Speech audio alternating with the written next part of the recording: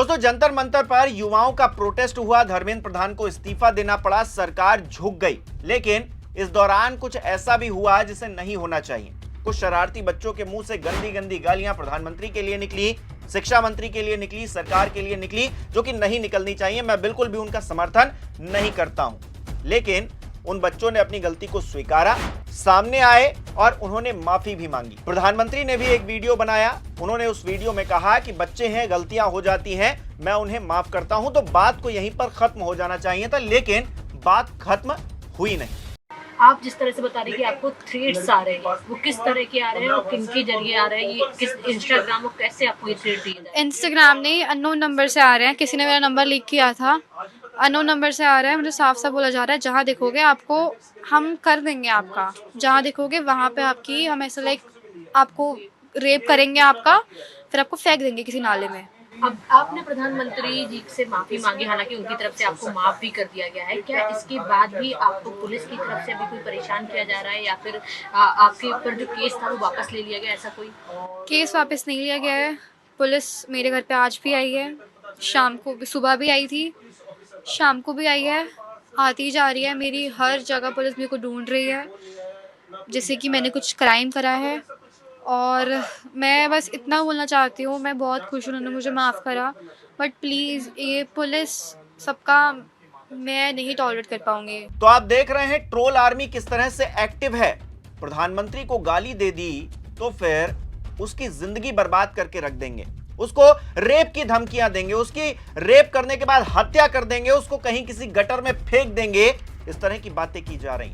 एक बीबीसी का इंटरव्यू भी है, उसमें एक बच्ची कह रही है कि रेट फिक्स किए जा रहे हैं। कोई 200 रुपए बता रहा है, कोई 300 रुपए बता रहा है, कोई 50 रुपए बता रहा है। यानी कि दुनिया के सबसे बड़े लोकतांत्रिक देश में बेटियों के साथ इस तरह का व्यवहार किया जा रहा है, वो भी प्रधानमंत्री नरेंद्र मोदी के रहते हुए। डबल इंजन सरकारें, ट्रिपल इंजन सरकारें बताई जाती हैं और बेटियों के साथ ऐसा सलूक किया जाता है। एक तरफ तो कहा जाता है बेटी बेटी होती है, वो किसी की भी बेटी हो। अखिलेश यादव की बेटी को लेकर योगी आदित्यनाथ ने यही तो कहा था। तो फिर अखिलेश यादव की बिटिया को लेकर जो एफआईआर दर्ज करवाई गई, उसमें कितनी गिरफ्तारियां हुई, किसको कितनी कड़ी सजा हुई, इसका ध्यान कौन देगा, कौन देखेगा ये बात? अगर बेटी बेटी होती है तो फिर बेटी के साथ हुए अन्याय के लिए कौन खड़ा होगा? ये सरकार नहीं खड़ी होगी तो फिर कौन खड़ा होगा? कौन आगे आएगा? और जो आगे आएगा वो भी क्या ट्रोलिंग का शिकार होगा? क्योंकि बात प्रधानमंत्री की छवि की आ जाती है, मुख्यमंत्री की छवि की आ जाती है, और कोई भी उस पर बोलेगा तो फिर वो बचेगा नहीं।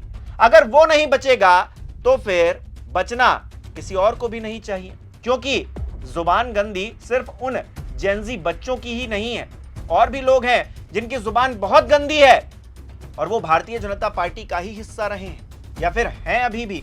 आपको याद है ना, संसद में विधूड़ी साहब क्या बोल रहे थे? वो जो सम्मानित सदस्य थे वो भी संसद का ही हिस्सा थे ना, उनके बारे में क्या कुछ नहीं कहा विधूड़ी ने, और फिर प्रधानमंत्री चुप्पी साध गए। आपको एफआईआर करवानी चाहिए थी अपने उस सांसद के खिलाफ, ओम बिरला जी को सख्त एक्शन लेना चाहिए था, लेकिन क्या आपने लिया? नहीं लिया। क्यों लेंगे?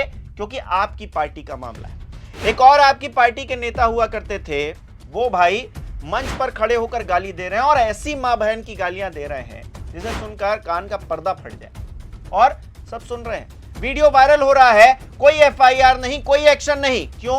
क्योंकि वो हिंदुओं के अलंबरदार हैं, सनातनियों का झंडा वो लेकर आगे बढ़ रहे हैं। उसके बाद अगर वो गाली भी दे देते हैं तो सब कुछ चलता है। क्यों? क्योंकि प्रधानमंत्री को गाली थोड़ी ना दे रहे थे, वो मुख्यमंत्री को गाली थोड़ी ना दे रहे थे। अगर देते तो उनकी भी ट्रोलिंग होती। ऐसे तमाम और लोग हैं। टीवी डिबेट में बैठकर कांग्रेस के एक प्रवक्ता को किस तरह से मां की गाली दी गई थी, तब ये आंसू, ये इमोशंस सब चले गए थे, सब गायब हो गए थे। वहां पर कोई ट्रोलिंग नहीं हुई थी शुक्ला जी की, और यहां ट्रोलिंग हो रही है, बच्चियों की ट्रोलिंग हो रही है। जो माइनर हैं, 15 साल 16 साल जिनकी उम्र है, उनको ट्रोल किया जा रहा है, उनके रेट तय किए जा रहे हैं। शर्म नहीं आती है ऐसे लोगों को, शर्म नहीं आती है उस व्यवस्था को जिसमें इन बच्चियों को इस तरह से ट्रोल किया जाता है। ठीक है, उन्होंने गलती की, उन्होंने गाली दी, उन्होंने उसको स्वीकारा भी। इतना बड़ा दिल है उनके पास कि कम से कम वो गलती करते हैं और स्वीकारते हैं। इस बात को क्या अनदेखा कर दिया जाएगा?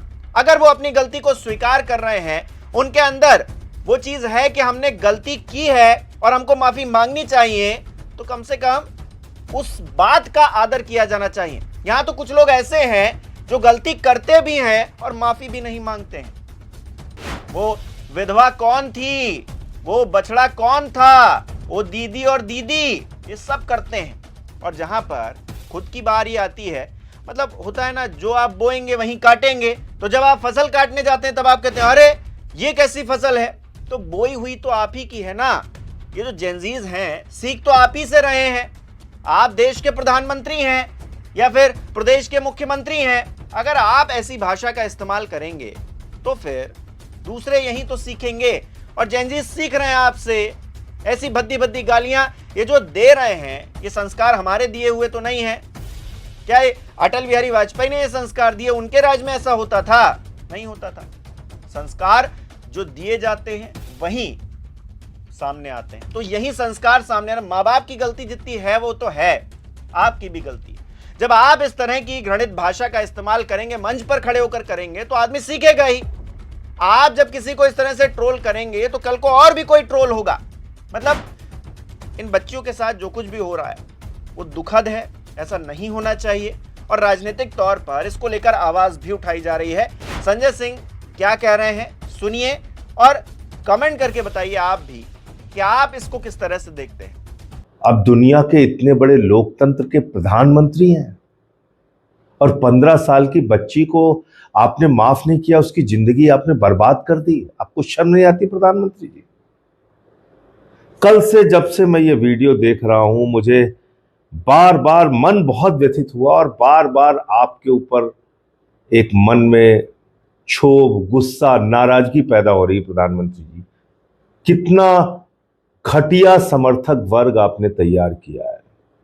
सुनिए इस बच्ची को। आपको थ्रेड्स आ रहे हैं और किस तरह के आ रहे हैं और किसके जरिए आ रहे हैं, ये किस इंस्टाग्राम को कैसे आपको इंस्टाग्राम ने अननोन नंबर से आ रहे हैं। किसी ने मेरा नंबर लिंक किया था, अननोन नंबर से आ रहा है। मुझे साफ साफ बोला जा रहा है जहाँ देखोगे आपको हम कर देंगे, आपका जहाँ देखोगे वहां पे आपकी हम ऐसा लाइक आपको रेप करेंगे आपका, फिर आपको फेंक देंगे किसी नाले में। प्रधानमंत्री जी से मतलब ये 15 साल की बच्ची को रेप थ्रेट्स मिल रहे हैं, बलात्कार करने की धमकी फोन कर करके।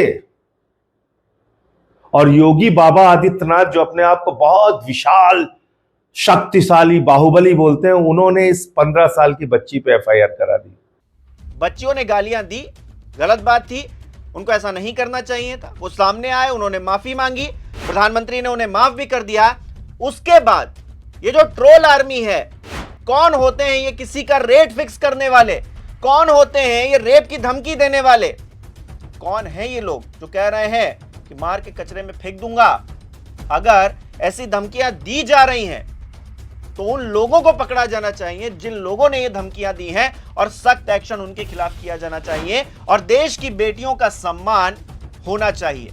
अगर नहीं कर पा रहे हैं तो आपको कुर्सी से हट जाना चाहिए।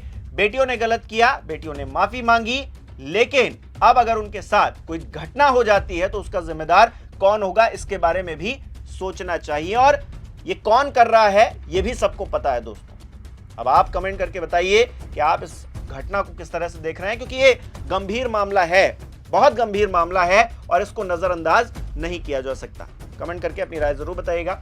इस वीडियो को लाइक करना, शेयर करना मत भूलिएगा। हमारे चैनल को सब्सक्राइब नहीं किया तो वो भी जरूर कीजिएगा। आप हमें सहयोग भी कर सकते हैं ज्वाइन बटन पर क्लिक करके। बहुत बहुत धन्यवाद।